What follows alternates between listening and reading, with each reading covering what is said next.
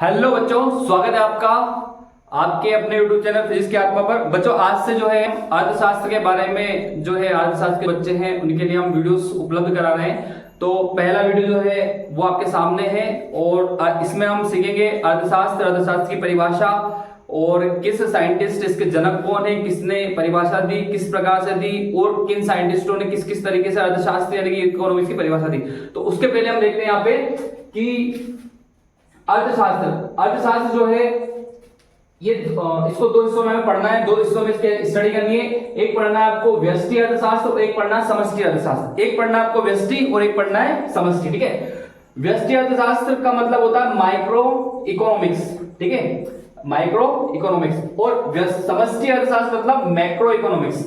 Micro का मतलब आप समझते हैं बच्चे, माइक्रो मतलब होता है सूक्ष्म। माइक्रो मतलब क्या होता है? सूक्ष्म। सूक्ष्म मतलब कि छोटा, ठीक है। तो छोटे स्तर वाला जो अर्थशास्त्र रहेगा वो व्यष्टि अर्थशास्त्र के अंतर्गत आएगा, ठीक है। सिंपल भाषा में इसको बोल सकते हैं। व्यष्टि अर्थशास्त्र की बात करेंगे तो मैक्रो लेवल। मैक्रो लेवल मतलब एक बड़ा लेवल या इसको वृत्त लेवल हम बोलेंगे वृत्त लेवल। बड़े लेवल पे जब हम अर्थशास्त्र की बात करेंगे तो वहां पे आएगा आपका समष्टि अर्थशास्त्र, ठीक है।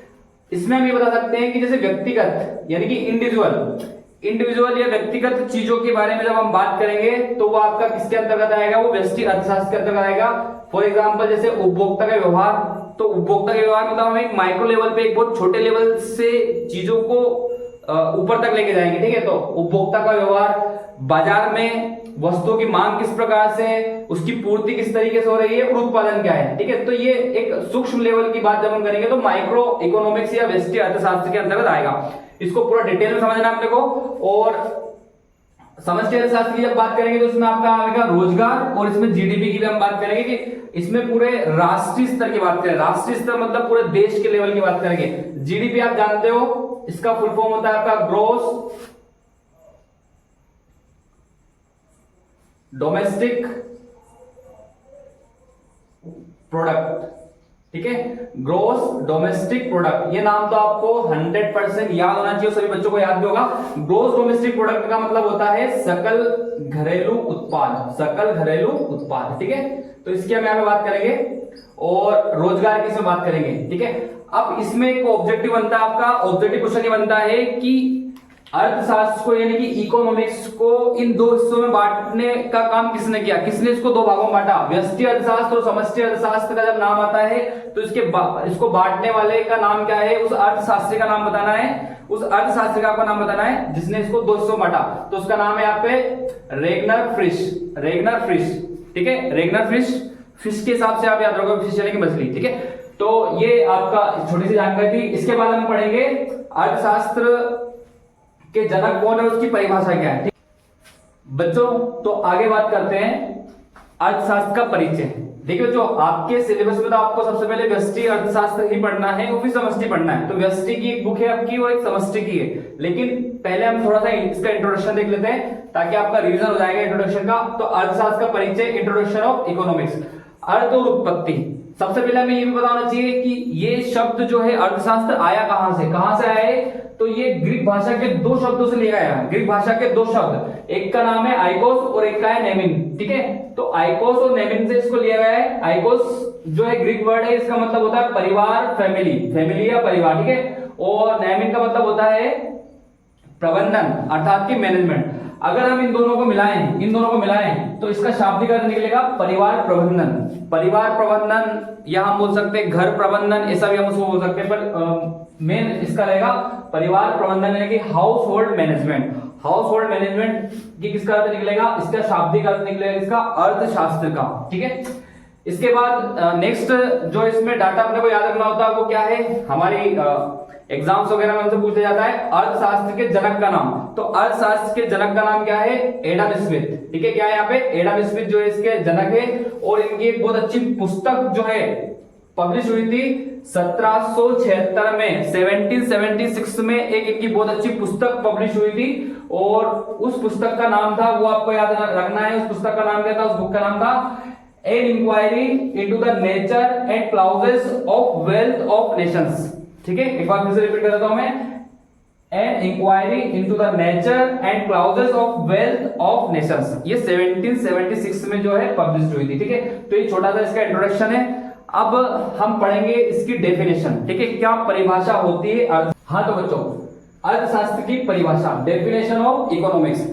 बच्चों वैसे तो हमको अर्थशास्त्र की परिभाषा सबसे पहले पढ़नी चाहिए थी, लेकिन मैंने आपको पहले उसके प्रकार बता दिए कि अर्थशास्त्र कितने प्रकार का हो सकता है। तो दो भागों में हमने उसको बांटा था, व्यष्टि अर्थशास्त्र और समष्टि अर्थशास्त्र, ठीक है। अब हम बात करते हैं डेफिनेशन की। तो अर्थशास्त्र की सबसे वेरी डेफिनेशन जिससे को अपने को सबसे ज्यादा यूज करना है वो है आपकी, अर्थशास्त्र एक विज्ञान है। अर्थशास्त्र क्या है? विज्ञान, ठीक है। मतलब जैसे साइंस होता है, आप 10th में साइंस पढ़ते हैं और उसके अलग अलग पार्ट्स हो जाते हैं, और 10th में आप सोशल साइंस पढ़ते हो तो उसके अलग अलग भाग हो जाते हैं। तो इसी प्रकार से हम ये कहेंगे कि अर्थशास्त्र क्या है? एक विज्ञान है, विज्ञान की एक शाखा है जो अध्ययन करता है। अर्थशास्त्र क्या करता है? अध्ययन करता है। क्या अध्ययन करता है? कि सीमित संसाधनों का वस्तुओं व सेवाओं के उत्पादन में किस प्रकार प्रयोग किया जाए। देखिए वर्ड यूज किया यहाँ पे, सीमित संसाधन, मतलब कोई भी काम करने के लिए, कुछ भी बिजनेस करने के लिए या जो भी हम करें उसके लिए हमारे पास क्या रहेगा? हर फर्म के पास, हर व्यक्ति के पास, या एक बड़े स्तर की हम बात करें तो हर सभी के पास क्या रहेगा? सीमित संसाधन रहेंगे। तो सीमित संसाधनों का वस्तुओं व सेवाओं के उत्पादन में किस प्रकार प्रयोग किया जाए ताकि क्या हो सके? अधिकतम उपयोगिता की प्राप्ति हो सके।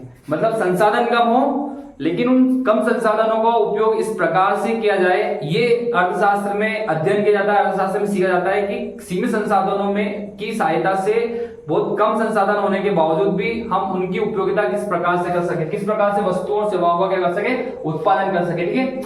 अब इसकी जो डेफिनेशन आती है, ठीक है, मतलब पहले आप समझ लेते हैं कि इसकी डेफिनेशन को हम समझ लेते हैं। फॉर एग्जांपल, जैसे कोई व्यक्ति है और किसी व्यक्ति की आय जो है, व्यक्ति की आय मान लो 25,000 रुपए है। कितनी है?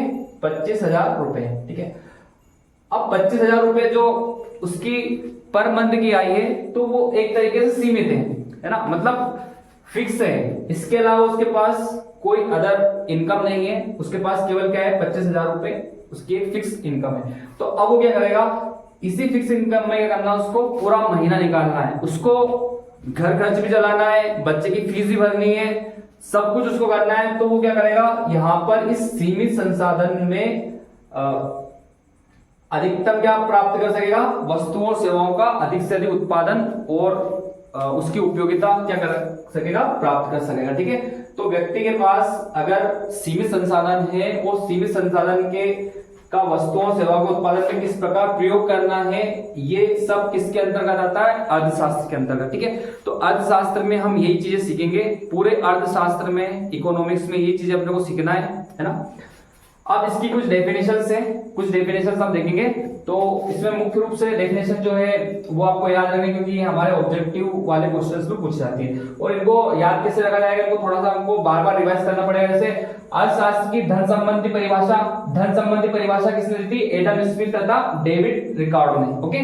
तो एडम स्मिथ जो है इसको आधुनिक अर्थशास्त्र का जनक भी बोलते हैं, ठीक है। एडम स्मिथ को क्या बोलते हैं हम? आधुनिक अर्थशास्त्र का जनक। तो अर्थशास्त्र की धन संबंधी परिभाषा का नाम आएगा तो एडम स्मिथ और रिकार्डो दोनों आएंगे। उसके बाद अर्थशास्त्र की कल्याण संबंधी परिभाषा है। कल्याण संबंधी परिभाषा किसने दी? तो कल्याण संबंधी परिभाषा दी है मार्शल, पीगू तथा केनन ने, ठीक है। कल्याण संबंधी परिभाषा दी है मार्शल, पीगू तथा केनन ने। अर्थशास्त्र की दुर्लभता संबंधी परिभाषा, दुर्लभता संबंधी परिभाषा प्रोफेसर रॉबिन्सन दी है। और अर्थशास्त्र की आवश्यकता विहीन संबंधी परिभाषा दी है जेके मेहता ने, ठीक है। तो आवश्यकता संबंधी परिभाषा दी है जेके मेहता ने, ठीक है बच्चों।